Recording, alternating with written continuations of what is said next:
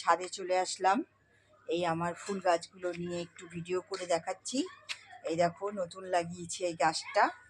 এটা হচ্ছে হলুদ গাঁদা গাছ, আর এটা হচ্ছে রক্ত জবা গাছ।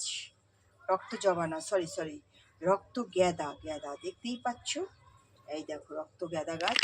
আরও অনেক গাঁদা গাছ লাগানো হয়েছে। আর তার সাথে এই ফুলটা কি ফুল আমি নাম ঠিক জানি না। এই ফুলের গাছটাও লাগানো হয়েছে, এই ফুলের গাছটাও লাগানো হয়েছে, এই ফুলের গাছটাও লাগানো হয়েছে। যাই হোক, অনেকগুলো গাছ লাগিয়েছি এবারে। আর আর চারিদিকে তো দেখতেই পাচ্ছ আমার অনেক গাছ আছে, কিন্তু গাছগুলো শুকিয়ে একদম কেমন হয়ে গেছে। দেখো এই গাছটার অবস্থা দেখো কেমন হয়ে গেছে, বুঝতেই পারছি না কি শীতকাল বলে কি এরকম হচ্ছে নাকি।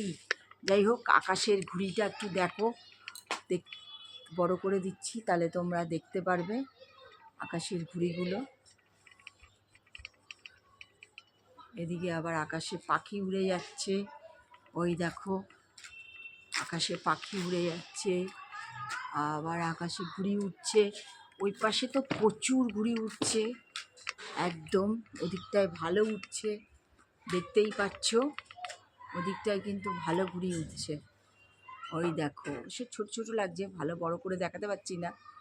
যাই হোক, এই ঘুড়িটা যদি একটু দেখাতে পারতাম বড় করে ভালো হতো। যাই হোক, এই দেখো আমার ধুতরা গাছে ধুতরা ফুলের কড়ি এসছে।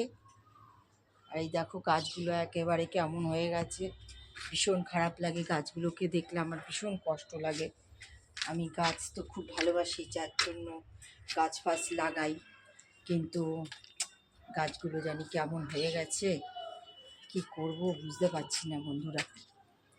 গাছের কিভাবে যত্ন নেব যদি কেউ জানো অবশ্যই একটু বলে দিও।